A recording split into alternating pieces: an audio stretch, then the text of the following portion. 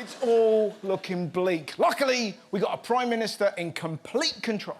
The Prime Minister is well and he hasn't lost his grip on the job. That's the official line from Downing Street today after criticism of Boris Johnson's performance at yesterday's CBI conference. He was talking to business leaders. He had a total meltdown. With fantastic broadband,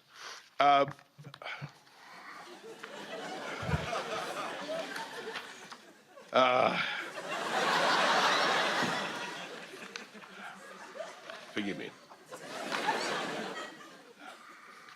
Forgive me. He was all over the shop. It makes you think, what was on those notes?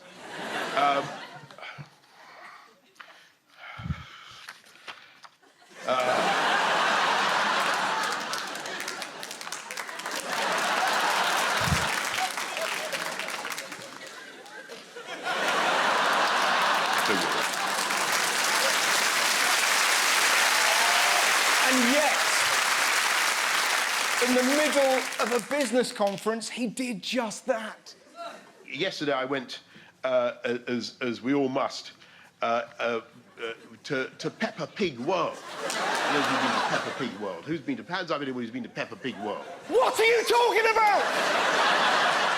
They want economic advice, not cartoons. Prime Minister, will Omicron affect GDP? Baby shark, do. He's such a child. Did you see him at Peppa Pig World? Look at him. He looks like Noddy on crack. How is he even Prime Minister? I think this lady puts it best. Fuck off, Boris!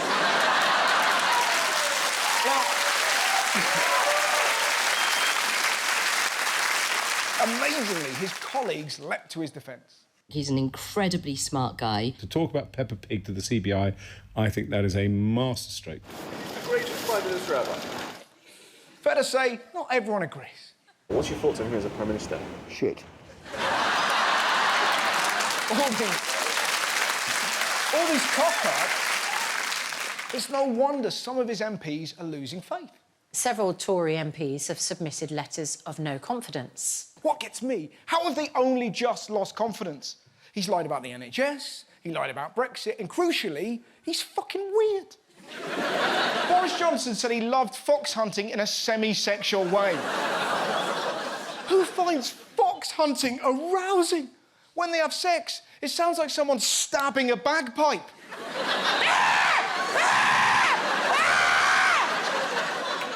Also, his poor wife. His poor... Carrie, fancy a bit of role play? Yeah, it sounds lovely, Boris. Have you got planned?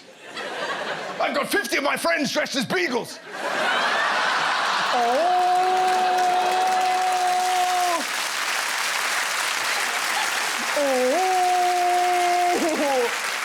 Run, you bin dipper, run!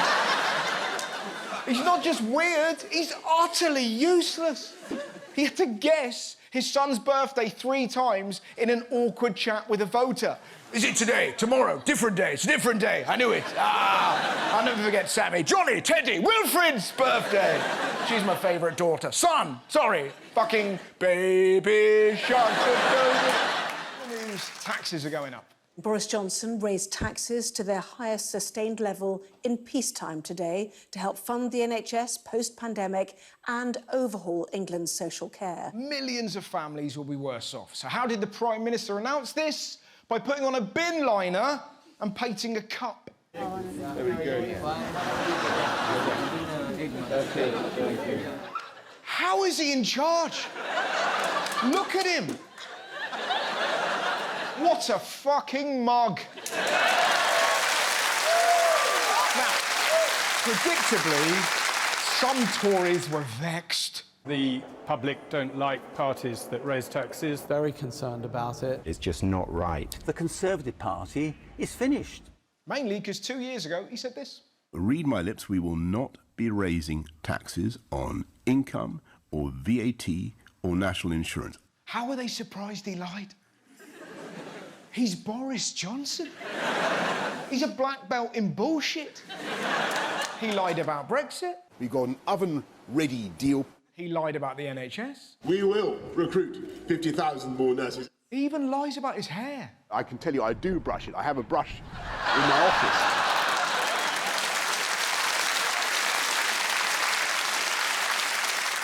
What's frustrating, maybe we wouldn't need a tax increase if the government hadn't wasted all of our money. They spent 37 billion on a test and trace system that doesn't work, 150 million on masks that don't fit. I mean, Christ, Downing Street spent nearly 100,000 on 2 paintings. Not only is that a waste of money, they are terrible. Look at this. Looks like Papa Smurf's wank rag. Let's be honest, the real reason Boris left the country is because he's running away from this. The public inquiry into the COVID pandemic has asked to see WhatsApp messages sent by Boris Johnson when he was Prime Minister, along with details of communications by other senior officials. Now, you're not going to believe this, but I've pulled some strings. I've managed to actually get hold of the... It's true.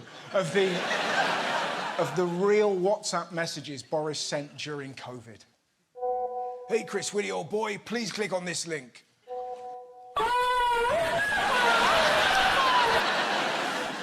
For fuck's sake, Prime Minister, this is serious. Chill out there, guys, and get down to the party. I just want naked Skittles. Whee!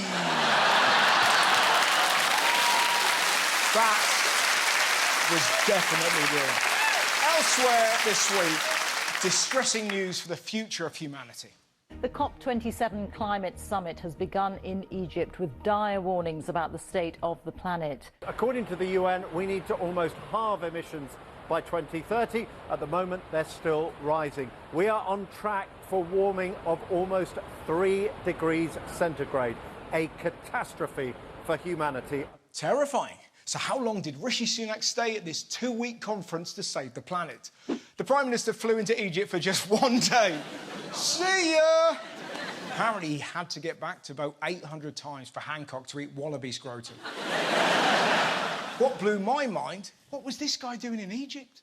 Wonderful to be here in Sharm, an amazing privilege. I got up early this morning, as I'm sure many of you did, and I swam off the coral reefs. No one cares! Why was he there? He's not Prime Minister, and he fell asleep at the last one. I mean, did you see his speech? Did he reflect the gravity of the situation? No, he spoke utter bollocks. 6 billion gigatons we're taking out of the atmosphere, which would otherwise be swaddling our planet in a great eiderdown of heat. What are you talking about? We're on the brink of catastrophe and he's banging on about duvets. Keep it simple. Like Crystal Palace footballer Michael Olise. His post-match interview this week was as efficient as it gets. Just talk us through it. Through what, the goal? I think Wolf passed me the ball, shot, scored. Nice and brief. But it was a moment that captured the game, that won the game. And what's the feeling like when the ball does hit the back of the net? It was a good feeling. Do you feel you deserved it overall? Yeah.